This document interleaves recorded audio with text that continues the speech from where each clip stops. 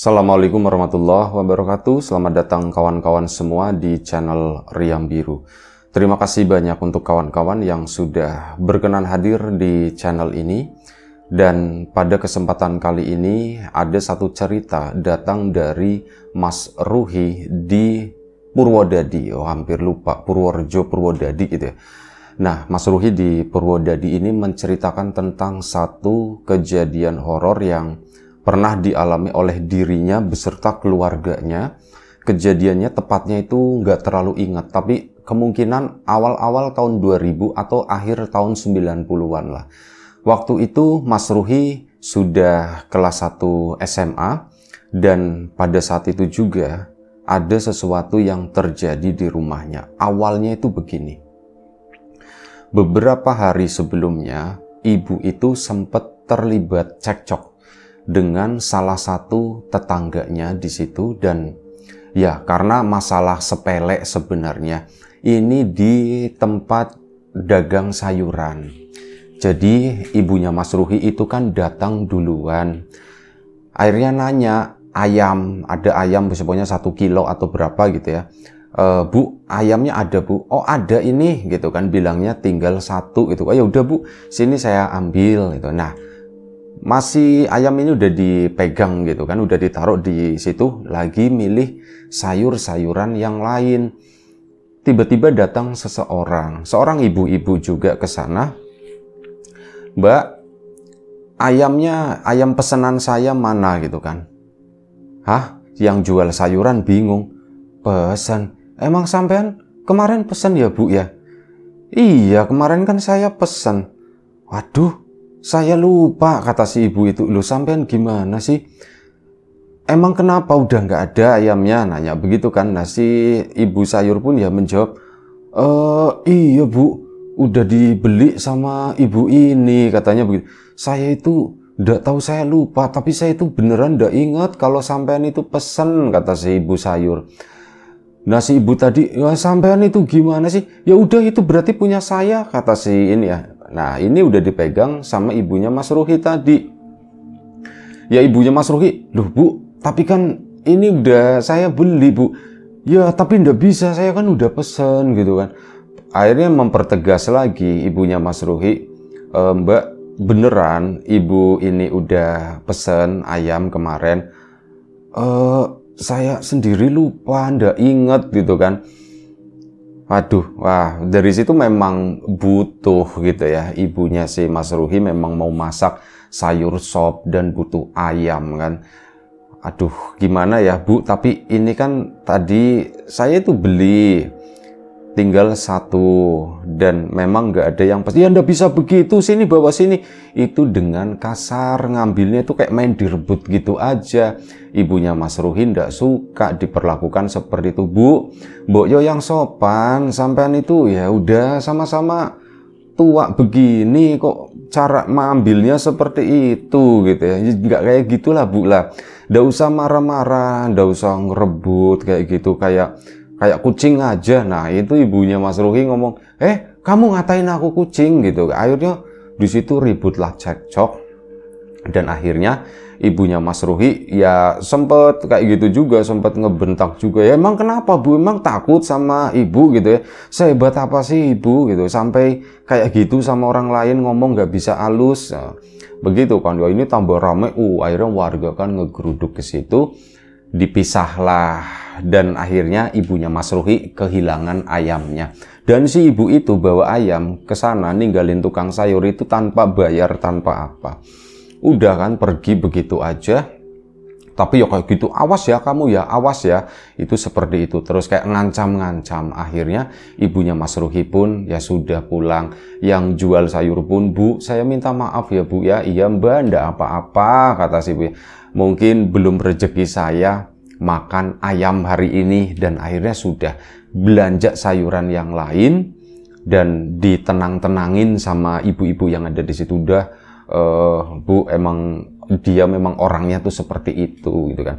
Kita semua warga juga tahu, dan ya ibunya Mas Ruhi pun berusaha memaklumi hal tersebut. Akhirnya pulanglah. Pulang cerita sama orang-orang di rumah, tadi ibu habis berantem katanya. berantem sama siapa Bu? Itu sama ibu-ibu itu yang galak ya, nyebutin satu nama gitu ya. Anggap aja misal namanya Bu Yati misalkan.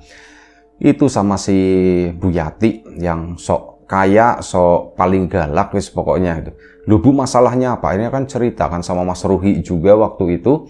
Begini-begini diceritain semuanya. Oh ya udahlah, sabar aja lah Bu lah, mungkin belum rezeki. Iya. Udah selesai tuh, hari itu nggak ada sesuatu apapun yang terjadi. Dan sebelum kita lebih jauh ke dalam cerita, mohon izin mau promo bawang gorengnya Wiji terlebih dahulu. Kemasan besar sudah ada, cuman kebetulan lupa nggak ditaruh di sini, nggak diputer-puterin gitu ya. Bawang murni, bawang premium, tanpa campuran apapun untuk kawan-kawan kemarin yang sudah sempat membeli.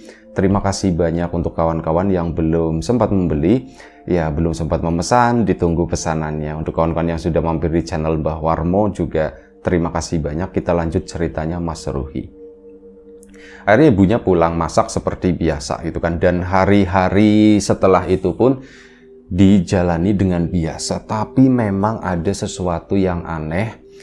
Tapi baru diceritakan oleh ibunya Mas Ruhi itu setelah beberapa hari terjadi. Ibunya Mas Ruhi kan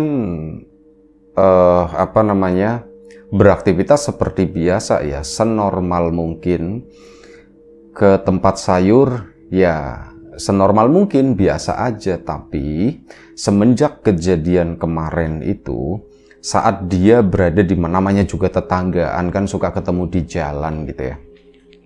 Nah, ibunya Mas Ruhi waktu itu ke tempat sayur lagi, yang tempat berantem kemarin. Nah, di situ lagi belanja-belanja begini, terus ya nggak sengaja nengok ke arah satu sudut. Nah, Bu Yati yang galak tersebut itu lagi berdiri di sudut sana, lumayan cukup jauh. Cuman ya kayak gitu, dia tuh kayak menahan langkahnya, mungkin males kali ya ketemu sama ibunya Mas Ruhi gitu. Jadi dia tuh kayak ngeliatin aja dari kejauhan gitu. Ibunya Mas Ruhi pun cuman ya ngelirik-ngelirik begitu aja sepintas doang, dan males banget juga ngeliatin. Alah, biarin aja gitu. Itu kayak nahan sengaja berdiri di situ, dan hal itu dilakukan itu nggak cuman sekali tapi berulang kali. Siang harinya misal ketemu, ibunya Mas Ruhi pun seolah-olah melihat Bu Yati itu melihat atau memperhatikan dari kejauhan. Itu benar-benar kayak misal ada kebonan, terus ada pagar-pagar bambu di situ. Nah, si ibu itu berdiri di sana, ya nggak ngumpet, nggak apa, cuman berdiri di situ terus sambil ngeliatin terus. Memang lama-lama agak risih, tapi ya udah biarin aja gitu kan. Aku juga lah males ngurusin orang seperti itu. Tak anggap masalah udah selesai, tak anggap udah nggak ada apa-apa lagi.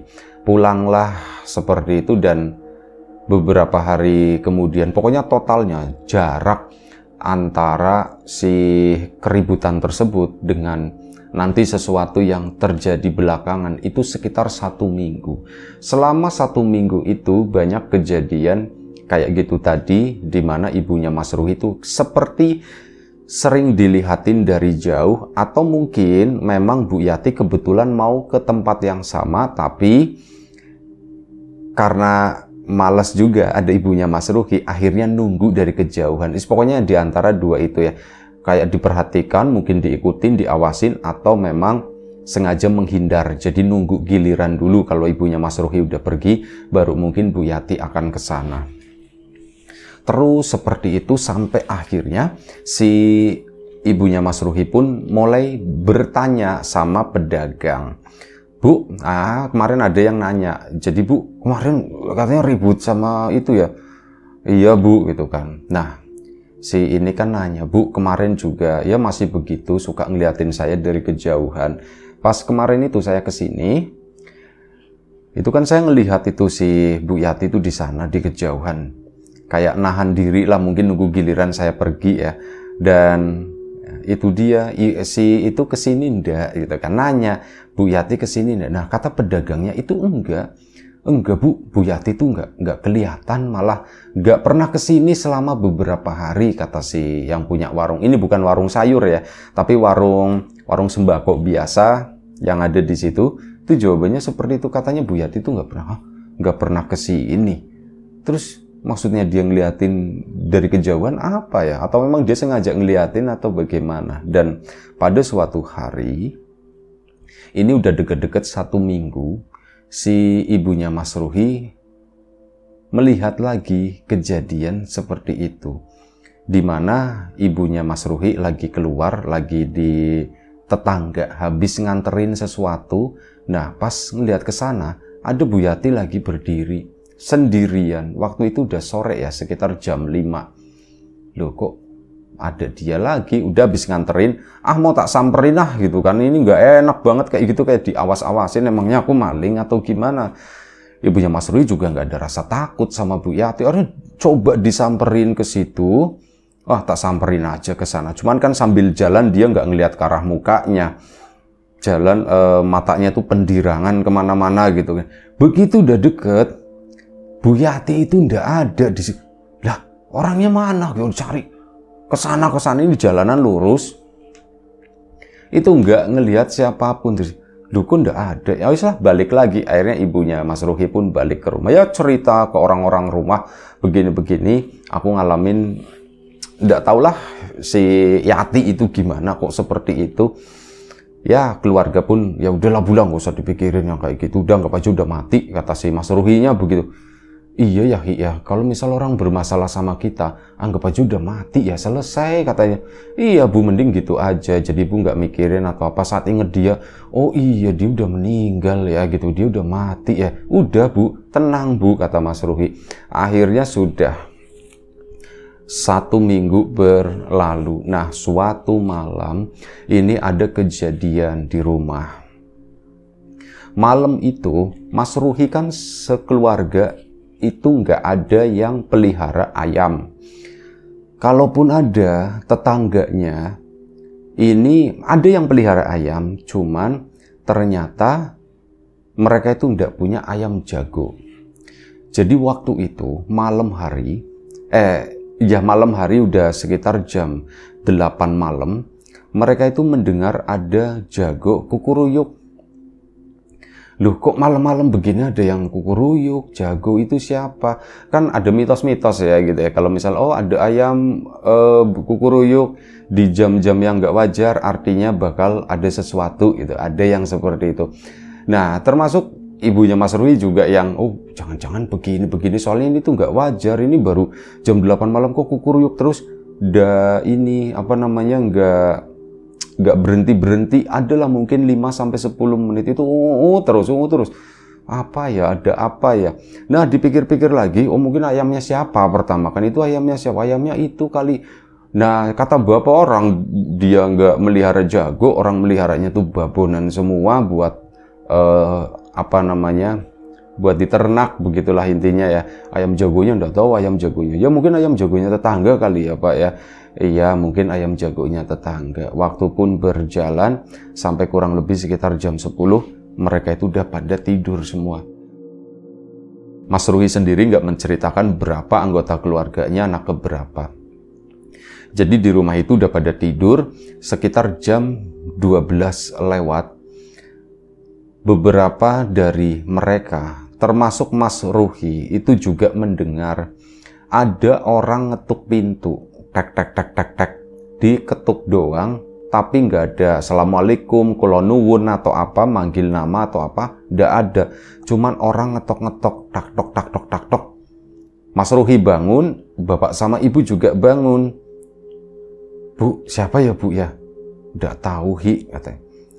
Udah nggak usah dibuka, kata si ibu. Iya Bu, ya Mas Ruhi juga setuju gitu. Jam segitu ngetok-ngetok aneh banget. Udah nggak usah dibuka. Bapak juga udah Pak, biarin aja Pak, biarin. Iya. Mereka pun berada masuk ke dalam kamar masing-masing. Ya didengerin. Tak gitu. Kedengeran lagi, dan itu tuh menyeramkan loh. Tengah malam, rumah diketok, tapi ndak ada panggilan apapun, gak ada sapaan apapun. Itu tuh menyeramkan. Ya siapa tahu itu maling, siapa tahu itu perampok, atau sesuatu yang lain gitu ya. Bisa jadi seperti itu. Dan mereka pun, si Mas Ruhi juga merasakan ketakutan itu. Ini kenapa ya rumah kok hawanya jadi panas begini, jadi pengap, seolah kayak kelembaban itu bertambah gitu. Dan ya Mas Ruhi akhirnya buka pintu kamar, tapi memang gak ada rencana buat keluar sama sekali. Tak, belakangan pas di ujung-ujung ngetok itu makin kenceng, sama ada Setelah itu, ini ada suara mirip kayak suara ayam. Mirip kayak suara ayam, tapi ayam betina. Kuk kayak gitu. Narator nggak bisa niruin dan itu nggak mirip pastinya. Nah, itu ada suara seperti itu. Mas Ruhi kan bangun, bapak sama ibu juga bangun, ada suara kuk kayak gitu. Kok kayak suara ayam ya, kata si itu. Dihubung-hubungin sama suara ayam jago tadi. Pak, tadi sore juga ada suara ayam jago, Pak. Jangan-jangan ayam jagonya itu ya, kata si bapak. Itu bukan suara ayam jago itu lebih gede, lebih ngebas. Itu tuh enggak, itu tuh suara ayam betina, kata si itu. Dan setelah itu, udah, mereka tetap akhirnya balik lagi ke kamar. Setelah itu, ada suara bayi nangis, cetar, ngak gitu, kayak orang trek-trekan motor gitu. Itu kan berisik ya. Bu, itu ada suara bayi, Bu. Mas Ruhi bangun. Iya, Pak, itu suara bayinya siapa ya, Pak ya? Ya enggak tahu, Bu, gitu kan. Pak, jangan-jangan bayinya kuntilanak, kata si ibu. Itu udah langsung arahnya ke sana. Ya memang bener juga, Mas Ruhi juga. Iya ya, jangan-jangan bayinya kuntilanak. Itu nangis terus dalam kurun waktu yang lumayan cukup lama, sampai dia pikir-pikir, Pak, masa bayinya kuntilanak kok nangisnya kayak anaknya orang ya, Pak? Kayak bayi beneran, Pak. Bu, jangan-jangan ada yang nitipin kali, Bu, ada yang buang anak, Bu, kata si bapak. Iya ya, Pak, ya pantesan dari tadi tuh ngetok-ngetok terus, Pak. Gak salam, gak kulonuwun, gak apa. Mungkin itu kali sengaja biar gak ketahuan suaranya siapa kali ya, Pak ya. Iya, Bu. Gimana, Pak? Ya udah, ditengokin aja, kata si bapak. Hi, tengokin sana. Loh, Mas Ruhi yang dikorbanin gitu kan. Loh, aku takut, Pak, katanya. Kalau kuntilanak gimana, Pak? Ya wis, coba tengokin dulu, kata bapak. Ya itu sih bareng-bareng. Akhirnya tiga-tiganya mereka itu ke depan sana ngelongok begini kan. Ternyata bener. Ada bayi di sana, cuman bentuknya itu tempatnya itu nggak wajar. Biasanya ya kalau di berita-berita orang buang misal bayi itu kan, kalau nggak dipakein dus itu di apalah, pokoknya sesuatu yang menyedihkan gitu ya. Ini tuh lebih di luar nalar, kata si Mas Ruhi. Kawan-kawan mungkin tahu ya, sarang burung. Kalau bahasa sini tuh susuh gitu ya. Sarang burung dari ranting-ranting dedaunan kering itu. Nah, tempatnya itu pakainya. Nggak ada kain, nggak ada apapun, cuman ada bayi di sana dan selimutnya itu adalah ranting-ranting itu tadi. Ketutup kayak setengah badan, terus ininya kayak keangkat-angkat, bayi nangis di sana kan. Pak itu. Ya sudah, Bu, ambil Bu. Akhirnya dibukalah pintu, jegrek. Pak, ini gimana cara ya sudah, Bu, cobain. Akhirnya diangkat sama ibunya. Ternyata itu keras, tapi bukan bukan dari ranting, tapi dari daun-daunan kering. Kalau ranting udah jelas keras ya. Lah ini tuh dari daun-daunan, cuman kayak dikasih pengeras begitulah. Itu tuh udah keras kayak ranjang biasa. Akhirnya diambil sama ibunya begini. Ini masih, nah, Pak ini gimana? Bu, sebentar. Bapak, siapa sih Mas Ruhi? Bu, mending lapor Pak RT dulu, kata si Mas Ruhinya. Ya udah, Ki, sana lapor Pak RT, kata si bapak. Malah disuruh gitu kan. Iya Pak, aku ke rumah Pak RT dulu, Pak. Dan akhirnya sudah, si Mas Ruhi pun jalan. Nah, si bapak juga mau ikut. Ki, bapak ikut. Pak, jangan, Pak, kata si Mas Ruhi. Entah kenapa Mas Ruhi itu punya firasat yang berbeda waktu itu. Itu memang bayi itu ada wujudnya, ya seperti bayi mungil begitu ya, cantik. Tapi kok aneh ya seperti itu. Aku punya firasat yang nggak enak, Pak. Bapak di sini aja nemenin ibu. Aku ke rumah Pak RT gitu kan. Dan akhirnya Pak Mas Ruhi pun jalan. Begitu jalan ke sana, ibu itu belum jauh ya Mas Ruhi ya, baru keluar halaman rumah, jalan di jalanan kampung beberapa langkah, ibu itu teriak-teriak, "Pak, ini mana Pak? Ini mana? Ini mana?" "Mas, ini mana? Ini mana? Kenapa?" Mas Ruhi pun akhirnya balik lagi ke rumah ke sana. "Bu, kenapa?" "Bayinya itu ndak ada, bayinya itu hilang." "Pak, ndak ada Pak, ini hilang Pak, ini hilang," kata situ. "Loh, kok bisa hilang ya Bu ya? Kok kenapa Bu? Kenapa Bu?" "Ini bayinya ndak ada," kata si ibu. Mas Ruki ya bingung, "Kok bisa ndak ada Bu? Ndak tahu." "Oh ini ya ranjangnya itu baru kerasa gatel gitu karena ranting-ranting kering ya." Itu dilempar sama ibu ke bawah sana. Nah, begitu dilempar, Mas Ruhi itu melihat di samping rumah di sana itu ada satu sosok putih pakai daster lebar gitu ya. Dan ini mirip dengan yang digambarkan di film-film, cuman ini tuh lebih serem, kata Mas Ruhi. Sosok mirip kayak sosok sundel bolong atau kuntilanak yang lagi bawa bayi. Ini posisinya lagi berjalan dari arah depan menuju ke belakang, cuman jalannya itu pelan banget. Bu, itu nunjuk-nunjukkan. Ibunya nengok ke samping. "Astagfirullahaladzim, Pak, masuk langsung ibu ke dalam." Mas Ruhi pun masuk, bapak pun masuk. Bapak nggak sempat ngelihat, langsung ikut masuk karena posisinya bapak ke sini, ini di belakangnya bapak. Bapak itu nggak sempat ngelihat, masuk ke dalam ruang tamu, pintu langsung ditutup lagi. Ibu itu kayak orang yang shock, tangannya gemeter, matanya tuh melotot gitu kan. Bu, kenapa Bu? Tenang Bu. Nafasnya itu kayak megap-megap gitu ya. Nafasnya itu kayak orang ketakutan, orang panik gimana sih. Akhirnya coba ditenangin sama Mas Ruhi. Dan alhamdulillah ibu pun sudah kembali tenang lagi. "Bu, kenapa Bu? Ibu kenapa?" Iya itu, kok serem banget Hi, katanya. "Iya Bu, aku juga ngelihat Bu. Itu berarti bayinya si itu Bu, bayinya si itu." Nggak berani nyebut kuntilanak waktu itu ya. "Bu, itu bayinya si itu Bu." Iya Pak, kok ada begituan di sini Pak?" "Yes, Bapak juga ndak tahu," kata si itu ya, kata bapaknya. Akhirnya sudah malam itu mereka tuh ndak bisa tidur, dan Mas Ruhi, adik-adiknya mungkin ada ya, kakaknya, pokoknya satu keluarga.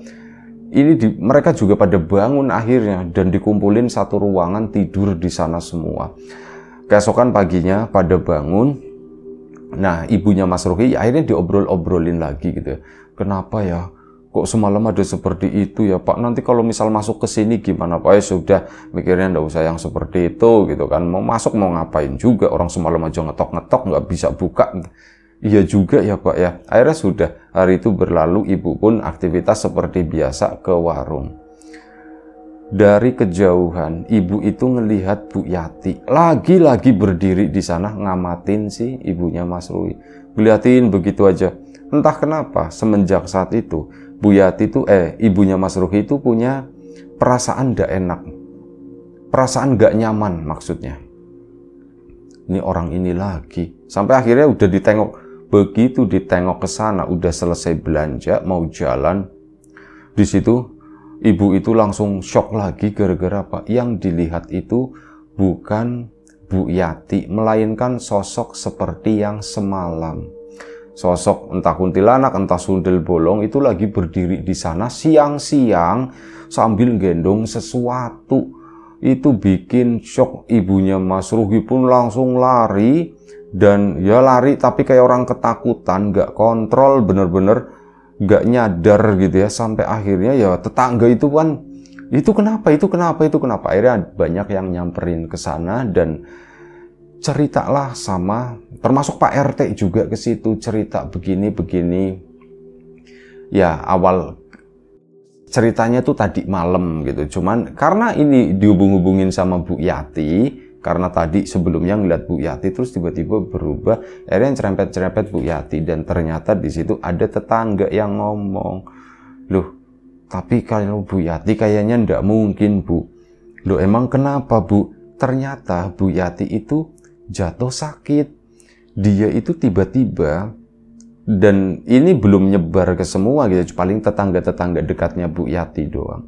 Jadi dia itu selama sakit itu kayak tidur, kayak orang koma begitulah. Ya seperti itu kondisinya. "Loh, kok bisa seperti itu? Kita kok belum ngelihat. Sampai udah nengokin atau belum?" Nah, tetangga dia yang bilang, aku males nengokin ke sana, katanya gitu. Akhirnya sudah bahasan itu pun selesai dan ibunya Mas Ruhi beserta keluarga itu tahu akhirnya, oh ternyata Bu Yati itu lagi sakit. Pak, ini enaknya gimana ya Pak ya? Duh, Bapak juga ndak tahu Bu, Ibu kalau mau nengok ke sana, ya Ibu nengok aja ndak apa-apa katanya. Dan akhirnya, iya ya Pak ya. Bagaimanapun juga, orang udah sakit seperti itu, kalau misal Ibu masih nyimpan marah, dendam kayak gitu, kasihan ya Pak. Iya Bu, kalau mau nengokin aja, nanti Bapak anter. Iya Pak, anterin ya. Akhirnya dianterin lah, sore harinya itu nengokin Bu Yati. Begitu ditengokin ke sana, dibawa ke kamar, Bu Yati itu memang posisinya lagi tertidur. Dan saat lagi itu belum ada 5 menit lah, baru sekitar 2 menit di situ Bu Yati itu bangun. Nah, begitu bangun itu langsung marah-marahin ibunya Mas Ruhi. Ya, pokoknya dimarahinnya sesuatu yang nggak pantas, dan ibunya Mas Ruhi itu diusir buat pulang. Akhirnya sudah, itu sangat menyakitkan gitu. Sudah Pak, aku nggak mau nengokin orang itu lagi Pak. Emang orang itu udah mati bener Ruhi, katanya begitu kan.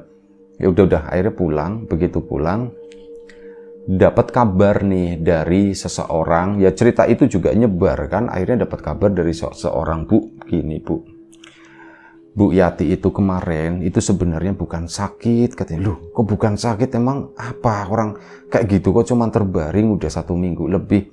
Bu Yati itu lagi ngejalanin ritual Bu, dia itu lagi ngilmu. Nah, selama dia sakit itu, dia tuh jalan-jalan Bu, yaitu ngedatangin ibu dengan wujud yang aneh-aneh. Loh, kok ya emang bisa seperti itu, kata Bu Yati. Iya Bu, cuman itu dugaan saya gitu ya, itu dugaan saya nggak punya bukti apapun, cuman dugaan saya itu seperti itu. Jadi sebenarnya Bu Yati itu, dia sengaja tidur supaya bisa melakukan aksi tersebut Bu, gitu. Waduh, serem ya Pak ya gitu ya. Iya Bu, ya tapi enggak apa-apa Ibu, yang penting Ibu kuat aja. Itu nggak bakalan bisa nyentuh Ibu atau apa kayak gitu ya. Cuman perasaan-perasaan begitu doang, nanti seolah-olah kayak Ibu itu diperhatikan dari jauh, terus ada yang didatengin sama makhluk-makhluk seperti itu. Itu sebenarnya nggak ada. Itu tuh kayak cuman bayangan-bayangan aja Bu, kata. Itu nggak bakalan bisa nyentuh Ibu, kata si orang tadi. Oh gitu ya Pak ya. Terus saya harus bagaimana? Ya sudah, Ibu nggak usah ngapa-ngapain. Nanti Bu Yati itu kan udah digagalin ya, Ibu kesana dia marah karena itu pantangannya Bu. Jangan sampai musuhnya itu datang ke rumah. Itu pantangannya itu. Jadi akhirnya ritual itu pun gagal, berhenti. Dan ya ndak tahu, saya nggak ngerti itu bisa diulang atau enggak. Tapi yang jelas kalau dalam kasus ini Ibu itu sudah menang, katanya begitu. Menang, saya itu nggak merasa gimana, yes, pokoknya Ibu itu udah menang lah. Jadi udah ndak usah dipikirin lagi Bu. Nanti Bu Yati juga kemungkinan akan datang ke sini buat minta maaf. Dan akhirnya memang benar, setelah lumayan cukup lama gangguan itu ndak ada, giliran Bu Yati yang datang ke rumah dan minta maaf sama ibunya Mas Ruhi. Ya, hal itu disambut dengan lapang dada, Bu Yati pun dimaafkan, mereka itu saling memaafkan. Itu aja satu cerita dari Mas Ruhi di Purworejo atau Purwodadi gitu ya. Pokoknya itu, terima kasih Mas Ruhi. Kawan-kawan di rumah juga terima kasih banyak atas support dan dukungannya, apapun itu. Kawan-kawan subscriber, kawan-kawan membership, kawan-kawan yang udah kasih support dalam bentuk super thanks ke Riam Biru, terima kasih banyak. Kawan-kawan yang udah ngasih like, udah nge-share ke yang lainnya, kawan-kawan yang udah ninggalin komentar juga terima kasih banyak. Kawan-kawan yang sudah memesan bawang gorengnya biji, tak lupa terima kasih. Yang belum memesan ditunggu pesanannya. Kawan-kawan yang sudah mampir di channel Mbah Warmo juga terima kasih banyak. Baik, doa terbaik dari kami untuk kawan-kawan semua, semoga selalu diberi kemudahan dalam hal apapun, termasuk kemudahan dalam hal rizki. Yang sakit segera diberi kesembuhan, yang sehat tetap dijaga kesehatannya. Sampai jumpa di episode selanjutnya Riam Biru. Jaga kesehatan kawan-kawan semua. Assalamualaikum warahmatullahi wabarakatuh.